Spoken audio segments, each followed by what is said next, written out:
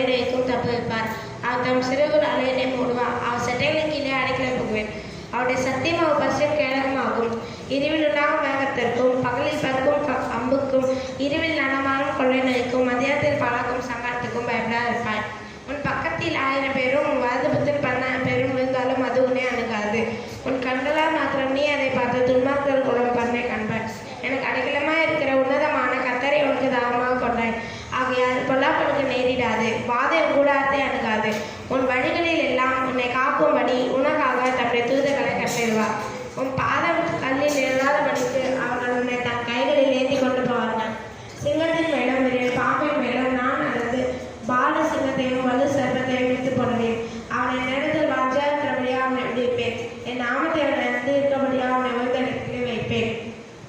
அவன் என் நோய் தூக்குவான், நான் அவனுக்கு மறுதருவா அருள் செய்வேன். ஆபத்தில் நானே அவனோடு இருந்து அவனை தப்பித்தான் கனப்படுத்துவேன். நீடித்த நாட்களாக திருப்தியாக்கி ரட்சிப்பேன் அவனுக்கு காண்பிப்பேன்.